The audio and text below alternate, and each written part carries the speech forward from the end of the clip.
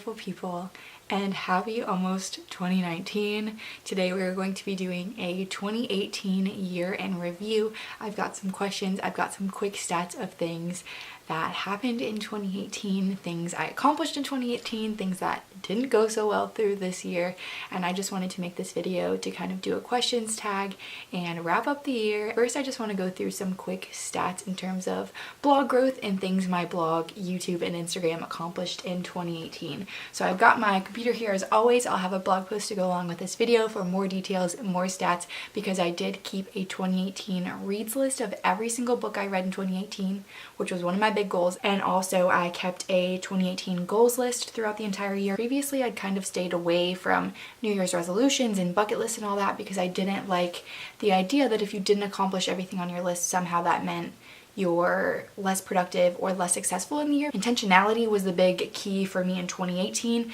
since I created this post, and I still feel the same about goals and all of that looking forward. In the year of 2018, I published 97 blog posts. I wish I would have checked this sooner. I could have gotten it to an even 100. And in 2018, I published 67 YouTube videos, and I actually didn't start posting videos again until I think the end of July. I also gained over 250 subscribers in those 5 months because I did have a couple left over from when I previously had a YouTube channel a long time ago. And I also over doubled my Instagram followers, and I feel like all bloggers and influencers have a love-hate relationship with Instagram right about now, but it is a great way to meet new people, connect with people, and find new people to follow and new people to follow your channel. I did have some goals that I actually did not meet from my 2018 goals list, but I'll talk about that at the end. So I have some questions listed that I wanted to answer to kind of reflect on 2018, and then also to hopefully be able to make another video in 2019 to reflect on this one. I pulled up a list of Forbes year in review questions, and this one I think says 2015.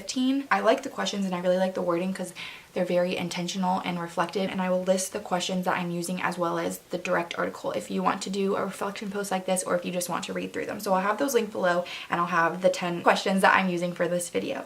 So my first question is, and the first question from the Forbes article is, what is your most proud achievement from the year, or something that you feel most positively towards?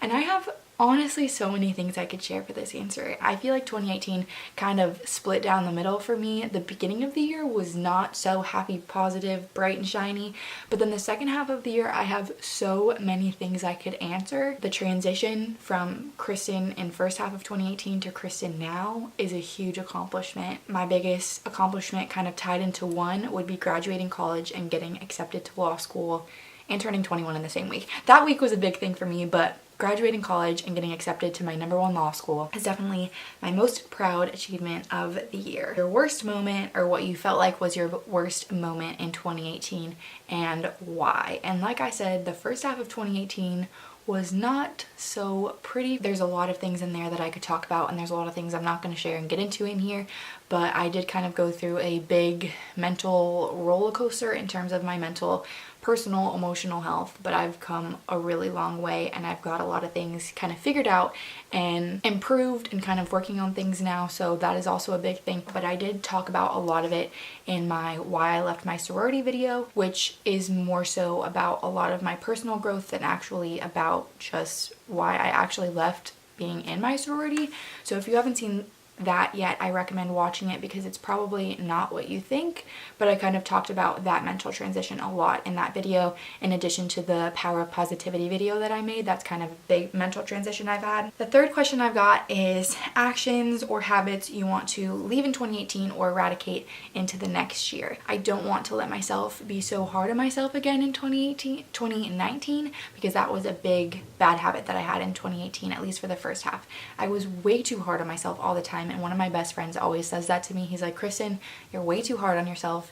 You're doing fine. You're doing great. If you just realize that and stop being so hard on yourself, things would be a lot easier. Fourth question I have is from the Forbes article, and it said the 3 people that helped you most. I don't know if I really have 3 specifically because I feel like that's a little limiting, but I would definitely say my family. They're always so supportive of me in life and in everything, and in my blog, YouTube. Second would 100% be my roommate, Brooke. We've been living together for 3 years and counting now, and she is also my best friend. You've seen her on my channel before. She takes pretty much all my blog pictures. She is the most supportive person of me, also just because she's around me all the time, that she's seen everything I've been through, and that's kind of crazy, but she's always so supportive of me, whether it's starting my Etsy store, running my Etsy store, starting this channel, going through some rough spots, spending ridiculous amounts of hours studying for the LSAT. She is there through it all, and she is so supportive of me. And third, I would just say you all, those who are following me and supporting me, always leaving me such nice comments, and even just watching along silently and following along and just supporting me and supporting all my creative endeavors. It is because of you guys that I get to keep doing this, so thank you. Fifth question is, what goals did you honor well this year? And let me pull up my goals list really quick. I kind of separated my 2018 goals post from my blog into sections.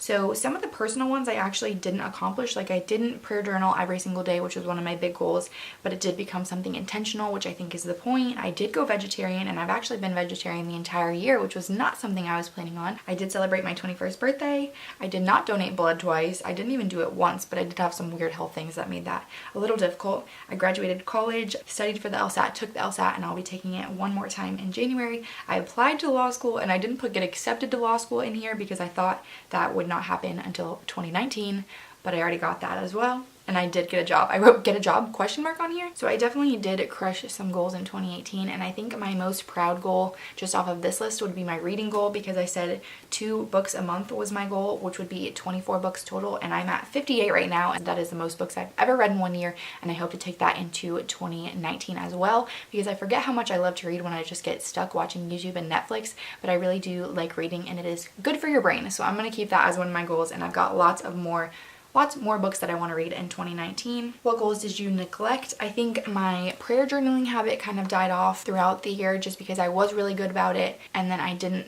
do it every day, or I didn't have my journal with me all the time. But I have made prayer and scripture reading more intentional, so I think it was more about creating a daily or weekly prayer habit, which I did do, even if it wasn't just actually physically journaling every day. And also the negative self-talk habit and just everything that goes along with that is kind of, I guess, a negative habit, but also positive goal that I neglected. So we're working on that for 2019, and I encourage you to also. I kind of wrote a couple of my own questions for the end just so that I could use this as kind of a little time capsule for next year.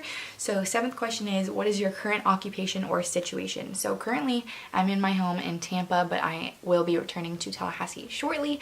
My current occupation right now is LSAT student. I've also recently been accepted to Florida State College of Law, so I don't know if that technically makes me a student yet, because I won't be starting until August, and I will be working full-time in January. What do you think will be your occupation or situation a year from now? I will have just finished my first semester of my 3 years of law school. So I think that will be the situation then. A main goal or priority for next year. I actually haven't really thought about this. I wrote out these questions, but I didn't want to spend too much time thinking about them before I sat down and filmed this video. But I think the reading is definitely a big goal, and I know with law school I will be reading a lot more than just books for fun. Definitely being more positive in general and more positive towards myself, and using my platform and Instagram as a way to do that. I have absolutely loved starting the weekly celebration stories that I've been doing. I didn't intend for that to become a weekly thing, but it's been so amazing and so positive and cheery, and I have loved the reactions that you all have had to it. And my 10th and final question is, any final words you'd like to say to 2018? If you could just talk to 2018 like a person, I would say thank you, 2018. I'm glad you're over, quite honestly, but we have had a time, me and you. We got through it together. I don't know if you tried to fight me a little bit or if you were just trying to challenge me. Either way, I appreciate it. I got through it. I've learned and grown so much. And it's weird being 21 because I still feel like I'm 12 a little bit, but I also feel like I've grown a lot this year. 2018 flew by, but I definitely got my money's worth. So thank you, but also goodbye 2018. I'm so excited for 2019 and for the future of my life and this channel and my blog.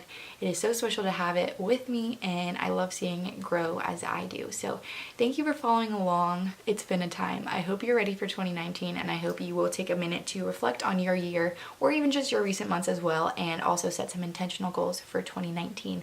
As always, I'll have a blog post to go along with this video, and I'll be recapping in more detail my specific goals list for 2018, what I did and what I didn't.